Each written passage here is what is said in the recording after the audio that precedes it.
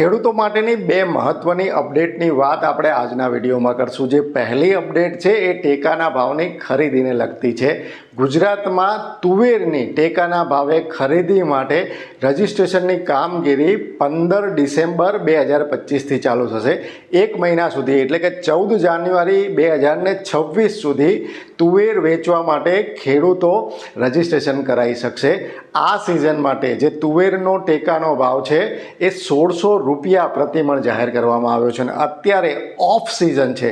Off season હોવા છતાં તુવેરના જે બજાર ભાવ છે એ 1000 રૂપિયાથી લઈ અને 1250 રૂપિયાની સપાટીની વચ્ચે ચાલી રહ્યા છે। એટલે કે જે ટેકાનો ભાવ છે એના કરતાં બજાર ભાવ ખૂબ જ નીચા છે। આ સ્થિતિમાં સંસદમાં અત્યારે શિયાળુ સત્ર ચાલી રહ્યું છે। શિયાળુ સત્રમાં તુવેરની ખરીદી બાબતે ચર્ચા થઈને એમાં આપણા જે કેન્દ્રીય કૃષિ મંત્રી છે શિવરાજસિંહ ચૌહાણ એમણે જણાવ્યું છે કે કેન્દ્ર સરકાર જે દલહન મિશન છે એના અંતર્ગત તુવેર, મસૂર અને અડદ આ 3 પાકોની ખેડૂતો પાસેથી સંપૂર્ણ ખરીદી કરવાની તૈયારી દર્શાવી રહી છે। અને એમાં એમણે કર્ણાટક સરકારનો દાખલો પણ આપ્યો। કર્ણાટકના એક મંત્રીએ પૂછ્યું હતું કે તુવેરનું અમારે ઉત્પાદન વધારે છે અને એના જે ટેકાના ભાવ છે ઊંચા છે, બજાર ભાવ નીચા છે, તો ખેડૂત પાસેથી બધી તુવેર ખરીદી લેવામાં આવે।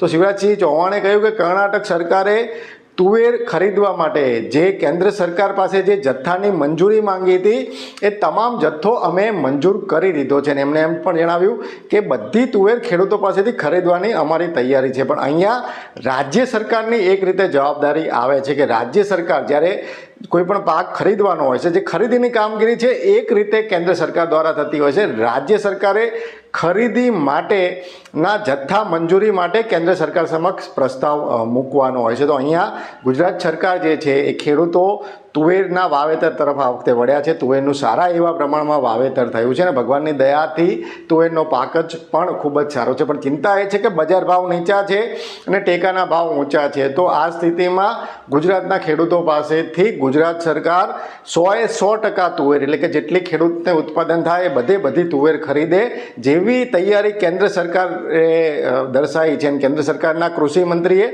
સંસદમાં આની જાહેરાત કરી છે। તો એ જાહેરાત છે ખરેખર જમીન પર આવે એ માટે રાજ્ય સરકાર બધી તુવેર ખરીદે એવી આપણે આશા રાખીએ। અને તુવેર બાદ બીજો મહત્વનો પાક આપણો ચણા છે। તો ચણાનું વાવેતર પણ આ વખતે ગુજરાતમાં વધ્યું છે અને ચણામાં પણ બજાર ભાવ અને ટેકાના ભાવનો જે ગેપ છે થોડો છે, પણ છતાં ચણાની મોટા પાયે ખરીદી થાય અને લગભગ બધા ખેડૂતો પાસેથી ખરીદી થાય, કારણ કે આપણા વિસ્તારમાં ગુજરાતમાં ચણાનું વાવેતર ધીરે ધીરે વધી રહ્યું છે।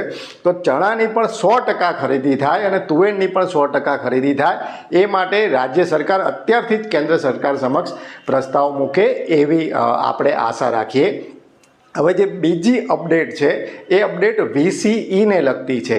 VCE જેને આપણે આમ તો વિલેજ કોમ્પ્યુટર ઓપરેટર કહીએ છીએ, પણ એ વિલેજ કોમ્પ્યુટર ઓપરેટર નથી, VCE છે।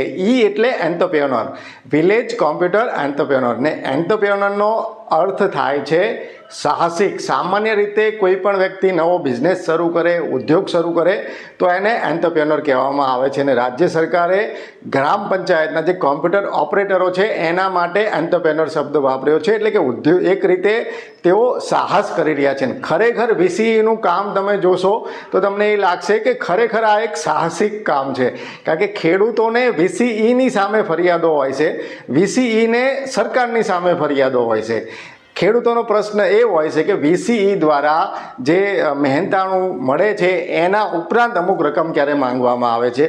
VCEની સમસ્યા એ છે કે સરકાર એમને જે મહેનતાણું આપે છે એ મહેનતાણામાં બે ભાઈબંધ ભેગા થઈને સારી ચા પણ ન પી શકે એટલું મહેનતાણું આપે છે। તો આ સ્થિતિમાં રાજ્ય સરકારે VCEને જે કમિશન પેટે જે ચૂકવણું કરવામાં આવે છે એમાં વધારો કરવાની જાહેરાત કરી છે। અત્યારે સુધી કામ પ્રમાણે અલગ 10 રૂપિયા, 12 રૂપિયા એ પ્રમાણે VCEને જે ચૂકવણી છે કરવામાં આવતી હતી, પણ હવે VCEને ન્યૂનતમ એટલે યુનિટ દીઠ ઓછામાં ઓછા 20 રૂપિયા તો મળવા જ જોઈએ એવી જાહેરાત રાજ્ય સરકારે કરી છે। તો અહીંયા VCEને રાજ્ય સરકાર જે મહેનતાણાની રકમ, જે કમિશનની રકમ ચૂકવે છે એમાં વધારો કરવાની જાહેરાત થઈ છે। પણ છતાં હાલની સ્થિતિએ જે રીતની મોંઘવારી છે અને જે રીતે ગ્રામ પંચાયતમાં કનેક્શન નેટવર્કના પ્રોબ્લેમો છે એ દ્રષ્ટિએ આ આંકડો પણ ખૂબ જ નીચો કહેવાય. તો સરકાર જે છે એ વીસીઈના જે પ્રશ્નો છે એ સોલ્વ કરે અને વીસીઈને પૂરતું મહેનતાણું આપે તો વીસીઈ દ્વારા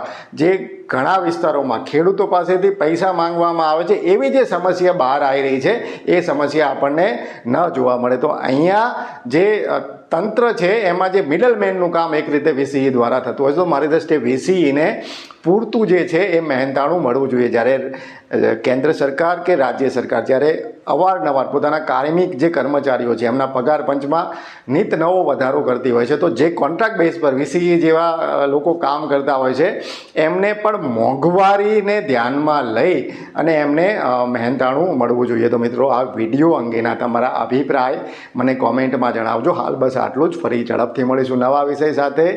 જોડાયેલા રહો એગ્રી સાયન્સ સાથે. જય કિસાન.